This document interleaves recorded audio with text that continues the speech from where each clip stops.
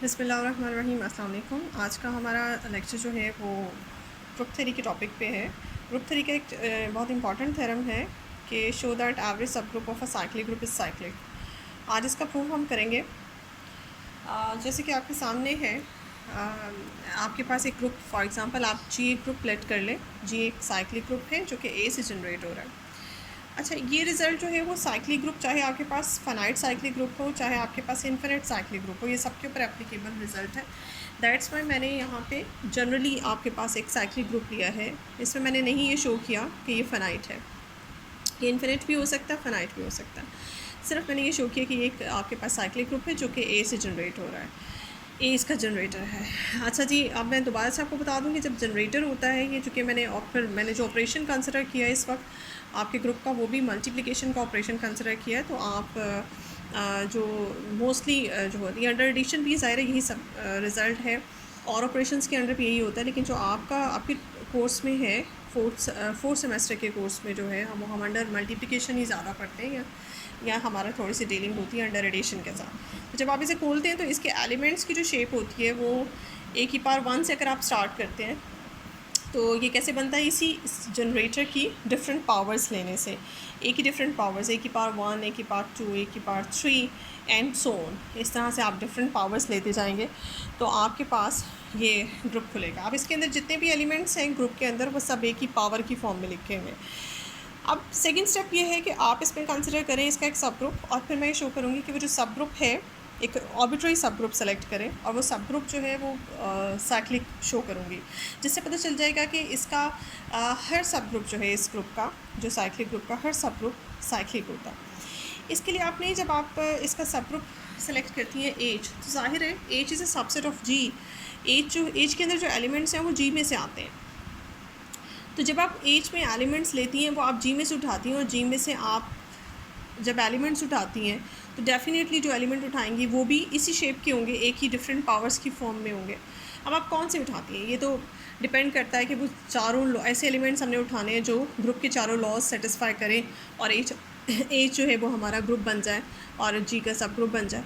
अब आप कहाँ से उठाती हैं, फर्स्ट एलिमेंट उठाती हैं, और कितने एलिमेंट उठाती हैं ऑर्डर के ऊपर डिस्कशन नहीं हुई इस पर कि इसका कितना ऑर्डर होना चाहिए। इसका जो भी ऑर्डर होगा वो ज़ाहिर जी को डिवाइड कर रहा होगा। बट हम जब ये कह देते हैं कि सब ग्रुप है तो इस फ़िलहाल मैं इसके ऑर्डर के ऊपर डिस्कशन नहीं कर रही। आपने कुछ एलिमेंट्स उठाने हैं और इसमें डालने हैं। अब वो एलिमेंट्स कौन से हैं, क्या वो कंसेक्टिव एलिमेंट्स हैं, क्या वो फर्स्ट शुरू के एलिमेंट्स हैं, बीच में से हैं, गैप के साथ हैं, वो जैसे भी हैं आपने उठाए और आपने एज में डाल दिए। अब एज के जो एलिमेंट हैं, बस आप यहाँ पे ये सपोजिशन है कि सपोज़ करें कि एज सेट है और उसके अंदर जो लीस्ट एलिमेंट है, जो सबसे छोटा एलिमेंट है, ज़ाहिर है एज के एलिमेंट भी ए की पावर की फॉर्म में होंगे क्योंकि आपने यहीं से एलिमेंट उठाने और एज सेट में डालने हैं।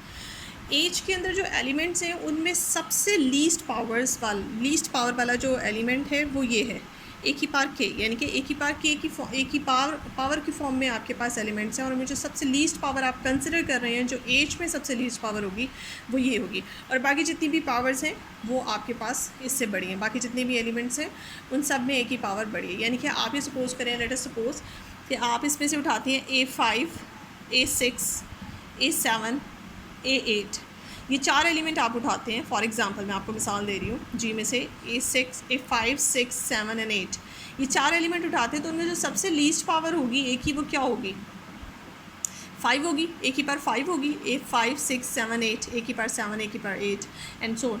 तो वो जो 5 है उसको मैं यहाँ के से रिप्रेजेंट कर रही हूँ। जो बिल्कुल इनिशियल एलिमेंट यहाँ पे तरतीब wise, order wise, ascending order wise आप लिखेंगे, जो सबसे छोटा एलिमेंट होगा वो आपका ए की पावर के है। ठीक है जी। अब अगले स्टेप में आप ये देखें, then by the definition of group, ये चीज़ जो है ए की पावर के को अगर आप निकालें और ए की पावर के से एक साइक्लिक ग्रुप जनरेट करें तो वो अंडरस्टूड है कि वो एच में होगा। वो एच के अंदर वो पूरे का पूरा सेट जो है वो एच के अंदर कंटेन होगा। वो कैसे कंटेन होगा, इस बात को इस तरह से देख सकते हैं। ये देखें, ए की पावर के से जो सेट जनरेट हो रहा है उस सेट के अंदर एलिमेंट्स कैसे होंगे, ए की पावर के की पावर 1, ए के की पावर 2, ए के की पावर 3 एंड सो ऑन। ठीक है, मीन्स इसको सिंप्लीफाई करेंगे तो आपके पास खुलेगा ए की पावर 2 के, ए की पावर 3 के, एंड सो ऑन, ठीक है। मीन्स ए की पावर टू के की जब आप बात करते हैं तो इट सीम्स लाइक कि जब आप ए की पावर के को ए की पावर के साथ ही मल्टीप्लाई करते हैं तो आंसर में आपके पास ए की पावर टू के आता है। मीन्स ऐसे लगता है जैसे ए की पावर के का कुलैयर ए की पावर के साथ ही लिया हुआ है, यानी कि सेम एलिमेंट्स के जब आप कुलैयर लेते हैं तो आंसर में आपके पास ए की पावर टू के बनता है। अब आप ये देखें, जब आप ये क्लेम करते हैं कि ए की पावर के जो है वो आपका एच का एलिमेंट है, तो एच जो है वो ग्रुप है, ग्रुप जो है वो कुलैयर लॉ सेटिस्फाई करता है, तो कुलैयर लॉ सेटिस्फाई करता है। मीन ए की पावर के का कुलैयर जब आप ए की पावर के से लेंगे और आंसर में ए की पावर टू के आएगा तो डेफिनेटली वो टू के की पावर के साथ जो एलिमेंट बनेगा वो भी एच में ही होगा। इट्स मीन कि अगर ए की पावर के एच का एलिमेंट है, ए की पावर टू के भी एच का एलिमेंट है। इसी तरह से ए की पावर थ्री के भी एच का एलिमेंट है, क्योंकि अगर आप ए की पावर टू के से मल्टीप्लाई कराती हैं, कुलैयर लेती हैं ए की पावर के को, तो आंसर में ए की पावर थ्री के आता है और वो भी एच का ही एलिमेंट बनता है। तो इस तरह से ये जो जनरेटिंग सेट है, बिकॉज ए की पावर के एच का एलिमेंट है और एच जो है वो ग्रुप है, तो इसका जितना भी जनरेटिंग सेट होगा कुलैयर प्रॉपर्टी की वजह से ये सारे के सारा सेट जो है वो एच के अंदर कंटेंट है, ये सारे एलिमेंट्स एच के मेंबर्स हैं, ठीक है जी।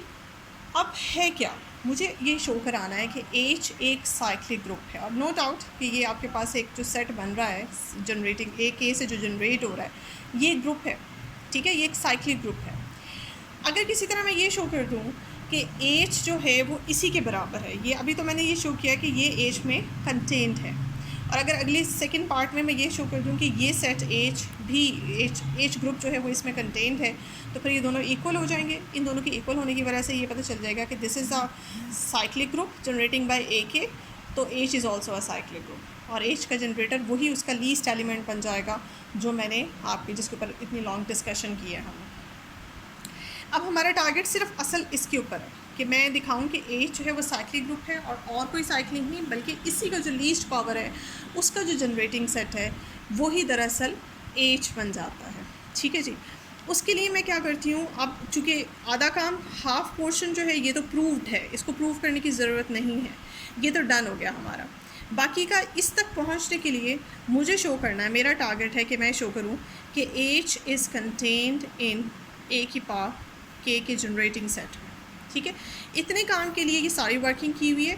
इस वर्किंग में आप ये देखें, जाहिर है एच को इसका सबसेट दिखाना है, जिसका सबसेट दिखाना है इसके लिए मुझे एच से एलिमेंट उठाना है और एक आर्बिट्रेरी एलिमेंट उठाना है।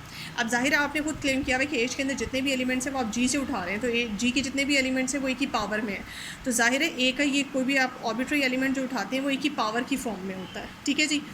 अब आपने कहा हुआ है कि ये ए की पावर एम कहाँ होगा, डेफिनेटली सबसे लीस्ट एलिमेंट तो आपने कहा हुआ है ए की पावर के है, तो ये ए की पावर एम जो है वो आगे कहीं जाके हो सकता है कि एक इससे नेक्स्ट एलिमेंट हो या आगे जाके कोई थर्ड पोजीशन पे या फोर्थ पोजीशन पे पड़ा हो, ये आपके पास मौजूद है। बट इसका ताल्लुक इसके साथ क्या है कि ये जो एम पावर है ये इस के पावर से डेफिनेटली ग्रेटर है, क्योंकि हमने लीस्ट पावर के को कंसिडर किया हुआ है। अब आप डिवीजन एल्गोरिथम लगाते हैं एम और के ऊपर, आप चूँकि के लीस्ट पावर है आप के को बाहर रखते हैं और एम को अंदर और के से डिवाइड करते हैं। यहाँ कोई सपोज़ करें कि कोशेंट आ जाता है आपके पास क्यू और रिमाइंडर आपके पास आर आता है, तो इसको आपने डिवीजन एल्गोरिथम को ऐसे लिख लिया, एम इज़ इक्वल्स टू के क्यू प्लस आर। रिमाइंडर के बारे में ये इन्फॉर्मेशन है कि रिमाइंडर या तो ज़ीरो होता है और या फिर के से लेस, ठीक है, ज़ीरो से ग्रेटर देन इक्वल और के से हमेशा यानी कि डिवाइज़र से हमेशा लेस ही होता है। इस इक्वेशन की दोनों तरफ को हमने ए की पावर में लिख लिया, ए की पावर एम और ए की power k q plus r. Next step में स्प्लिट कर दिया ए की पावर्स को, और उससे अगले स्टेप में इस के क्यू को इस तरह से लिख लिया। उससे अगले स्टेप में ए की पावर आर को यहाँ सेपरेट रहने दिया और बाकी तमाम चीज़ों को उधर शिफ्ट कर दिया। ये जो मैंने डिब्बे में बंद किया ये दो नंबर्स का प्रोडक्ट, व्हाट इज़ दिस, ए की पावर एम जो है वो पहले ही एच का एलिमेंट है और ए की पावर के जो है वो भी एच का एलिमेंट है, और हम ये भी प्रूव कर चुके हैं कि ए की पावर के का कोई भी पावर ली जाएगी वो भी एच में होगी, ठीक है।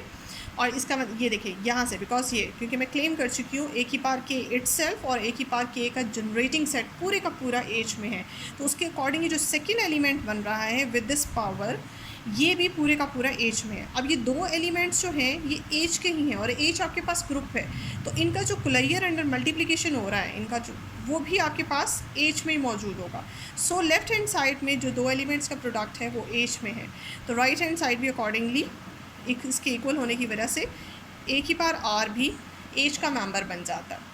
बट यहाँ पे आ जाती है आपके पास कॉन्ट्रडिक्शन, वो इस वजह से आती है क्योंकि आपने क्लेम किया हुआ है कि एच का जो स्मॉलेस्ट एलिमेंट है वो ए की पावर के है, या के लीस्ट पावर है जो कि एच से बिलोंग करती है ए की। बट यहाँ पे आप ये देखें आर और के में रिलेशन, आर तो के से भी लीस्ट है, उससे लीस्ट कोई नंबर है ही नहीं। हम ये क्लेम करते हैं कि उससे लीस्ट कोई नंबर है ही नहीं एच में, तो फिर ए की पावर आर कैसे एच में जा सकता है, जबकि आर जो है वो के से लेस है। के से लेस पावर कोई भी एक ही एच में नहीं है, तो ये चीज़ कॉन्ट्रडिक्शन पैदा कर देती है। बट ये जितनी भी वर्किंग है ये हमारी जो जनरेट कर रही है रिज़ल्ट, ये रिज़ल्ट कॉन्ट्रडिक्शन पैदा कर देता है। इस कॉन्ट्रडिक्शन से बचने के लिए हम ये सपोज़ करते हैं कि हमारा ये जो आर हमने रिलेट किया हुआ है, ये आर अगर तो नॉन ज़ीरो है फिर ये प्रॉब्लम्स पैदा करेगा। अगर हम इसको ज़ीरो कंसिडर कर लें then there exist a number zero which is less than K and there is the possibility that belongs to H. ठीक है, तो इसको यहाँ पे ज़ीरो करने से हमारे पास कॉन्ट्रडिक्शन ख़त्म हो जाती है। यानी कि यहाँ तक ये पता चलता है कि जैसे के से छोटा कोई इंटीजर है, नॉन ज़ीरो इंटीजर एग्जिस्ट करता है यहाँ पे, और हमने इस क्लेम को रद्द करना है। इसके लिए हमें इस एलिमेंट को जो के से लेस है और एच से भी बिलोंग कर रहा है उसको शो करना होगा। वो नंबर जो है वो सिर्फ ज़ीरो ही हो सकता है और ज़ीरो के अलावा कोई और आर नहीं हो सकता। अब ज़ीरो की वैल्यू हमने, आर की वैल्यू हमने ज़ीरो पुट की और इसको उठा के हमारे डिवीजन एल्गोरिथम में पुट करते हैं। डिवीजन एल्गोरिथम में पुट करने के बाद आपके पास ये इक्वेशन इस तरह की आ जाती है, एम जो है वो के क्यू का प्रोडक्ट आ जाता है। इसको ए की पावर में दोबारा लिखा और इसके ऊपर आप गौर करें। फाइनली ये जो इक्वेशन आपके पास बनी है इसके ऊपर गौर करें, ये क्या है। ये इक्वेशन है आपके पास ए की power M is equals to A की पावर के की पावर क्यू। ये ऐसे लग रहा है कि ये this what was this was the arbitrary element of H का एक आर्बिट्रेरी एलिमेंट ए के से जनरेट हो रहा है, ए के की कोई पावर लेने से ये बन रहा है। तो एच का हर एलिमेंट ए के से जनरेट हो रहा है।